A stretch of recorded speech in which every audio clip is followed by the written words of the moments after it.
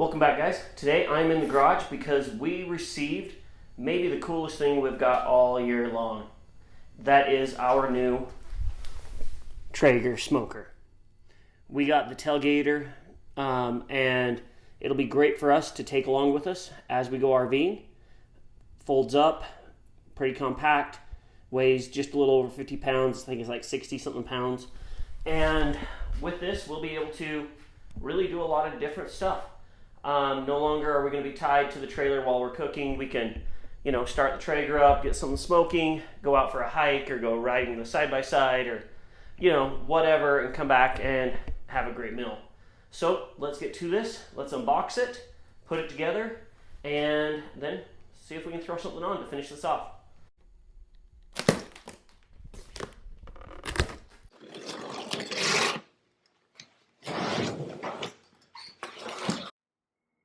As I unboxed and unpackaged the grill, I noticed that Traeger really does a good job of getting everything packaged so that it's nice and safe and not dented up. The original box, when it got here, that hadn't been treated the best, but everything inside was in great shape and really just how it should be.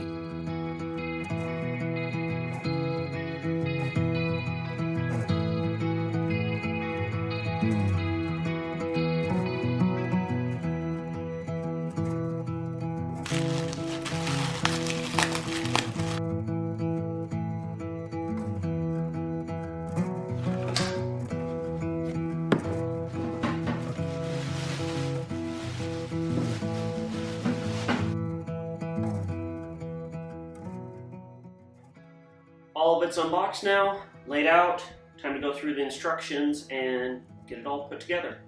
So hopefully it goes together pretty easy and we can get dinner going. So time to get to it. After getting everything unboxed and laid out, I started assembly. The assembly was really easy. Just really putting in a few screws and putting the legs on, and then putting in the hot box and attaching the auger system with the hopper. Yeah, no complaints here. It just went together real easy.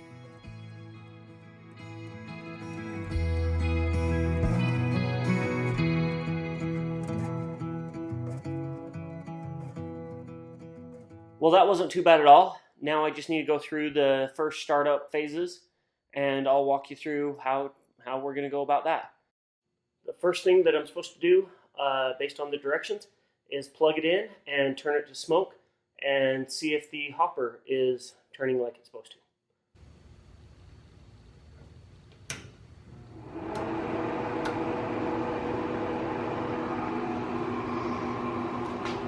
We went to test the auger, and the auger motor wouldn't turn. So I got a hold of Traeger, and they sent us a new auger motor, and I got that all put in. So now let's try it again. So what I need to do is I need to turn this on and to smoke, and then make sure my auger motor's turning. Right, it turns super, super slow. You can see it kind of moving down in there. Next thing we need to do is fill up the pellet hopper with pellets. What I did was I just got a 5-gallon bucket, and I'm just going to keep the pellets in there. That way they stay nice and fresh and don't get wet or anything else. So let's go ahead and put some pellets in the hopper.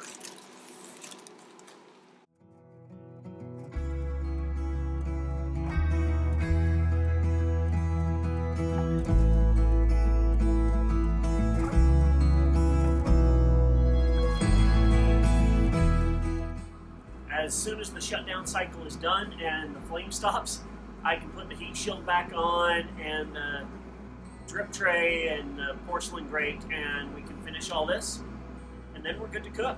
So hopefully this will shut down pretty soon and we can get ready to cook dinner.